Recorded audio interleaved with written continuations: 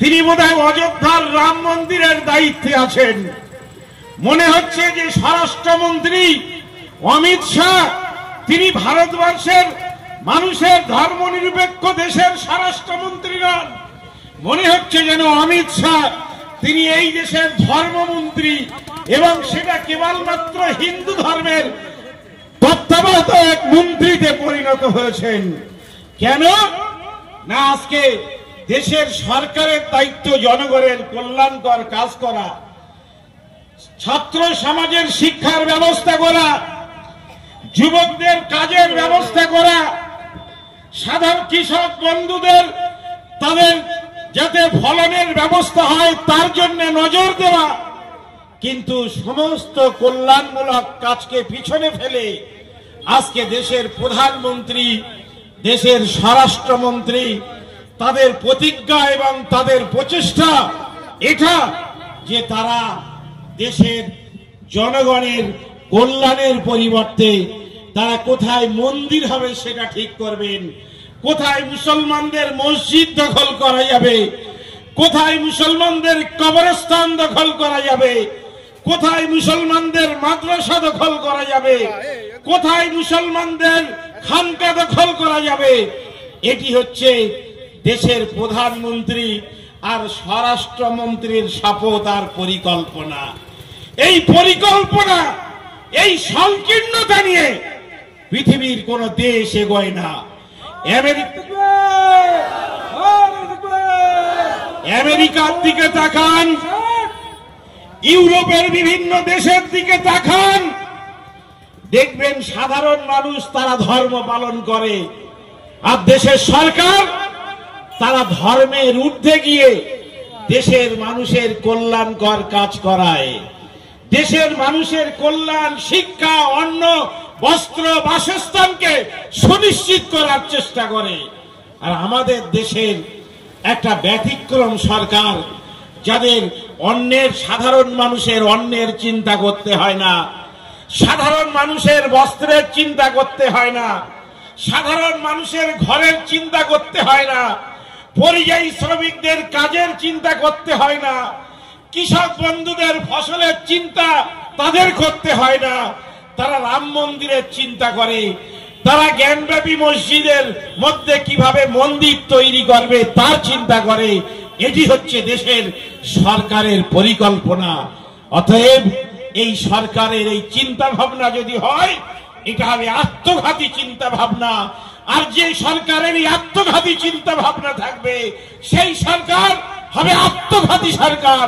তা দেশের কল্যাণের পরিবর্তে শুধু মুসলমানদের সর্বনাশ করবে না, গোটা ভারতবর্ষের সর্বনাশ ডেকে নিয়ে আসবে এই নরেন্দ্র মোদী আর অমিত শাহ। আমরা হয়তো মুসলমান, হিন্দু ভাইদের কানে আওয়াজ গেলে তারা হয়তো বলবেন যে মুসলমানরা জব্দ হচ্ছে বলে তারা চিৎকার করছে। জেনে রাখবেন, দিনের শেষে যখন রাত্রির অন্ধকার নেমে আসবে, যখন প্রধানমন্ত্রীর মসনদ থেকে নরেন্দ্র মোদী সরে যাবে, তখন ভারতবর্ষের সর্বনাশ বুঝতে পারবেন। যিনি সবকে লিয়ে সবকে বিকাশের স্লোগান দিয়েছিলেন, আজকের তাকে জিজ্ঞাসা করুন বিকাশ কোথায়, আছে দিন কোথায়? শুধু ভারতবাসী নয়, পৃথিবীর সমস্ত মানুষ বলবে যে এটি হচ্ছে একটা বড় প্রহসন।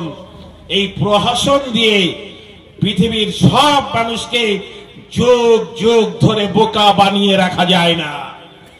আমাদের পূর্বপুরুষরাই ভারতকে স্বাধীন করেছেন, আমাদের পূর্বপুরুষরা দেশের জন্য রক্ত দিয়েছেন, ইংরেজ সাম্রাজ্যবাদের বিরুদ্ধে লড়াই করেছেন।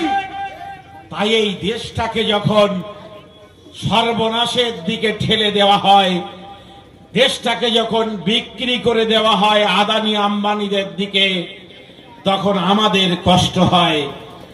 আমরা জানি আমরা লড়াই করতে পারবো, তাই আমরা অন্যায়ের বিরুদ্ধে লড়াই করি। একদিকে যেমন মসজিদ, মাদ্রাসা, কবরস্থানের জন্য লড়াই করি, তেমন আমরা অন্যায়ের বিরুদ্ধেও লড়াই করি। আজকে যারা মনে করছেন যে মুসলমান জব্দ হচ্ছে, পৃথিবীর কোথাও মুসলমানকে জব্দ করা যায় না। আর কখনো কিয়ামত পর্যন্ত মুসলমানদের জব্দ করা যাবে না। ফলে লড়াই করেই মুসলমানরা বেঁচে থাকবে। সামনাসামনি এসো, লড়াই করো, লড়াই হবে। কাপুরুষের মতো করে ঘরের মধ্যে থেকে নরেন্দ্র মোদী আর অমিত শাহ যেন শুধু শুধু পার্লামেন্টের মধ্যে দাঁড়িয়ে আইন করে আর পুলিশের বডিগার্ড নিয়ে আপনারা মনে করবেন যে দেশের ক্ষমতায় থাকবেন। অনেক সরকারকে পালাতে হয়েছে দেশ ছেড়ে। শ্রীলঙ্কার ইতিহাস থেকে আফগানিস্তানের ইতিহাস, বাংলাদেশের ইতিহাস সবই জানা আছে।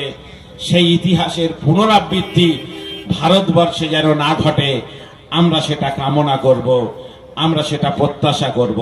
শুধু আপনাদের বলবো, এজন্যে আগামী 19শে নভেম্বর, কাল বাদ দিয়ে পরশু দিন কলকাতায় যে মহা সমাবেশের ডাক দেওয়া হয়েছে, সেই সমাবেশ অন্যায়ের বিরুদ্ধে আরো বৃহত্তর আন্দোলনের ডাক দেওয়ার জন্য আপনারা বিভিন্ন গ্রামের মসজিদ মাদ্রাসা থেকে সাধারণ মানুষকে সঙ্গে নিয়ে অবশ্যই নিজেদের জান আর মালকে খরচ করে আপনারা এই সভায় আসবেন, এই অনুরোধ রেখে আমি আমার বক্তব্য শেষ করছি।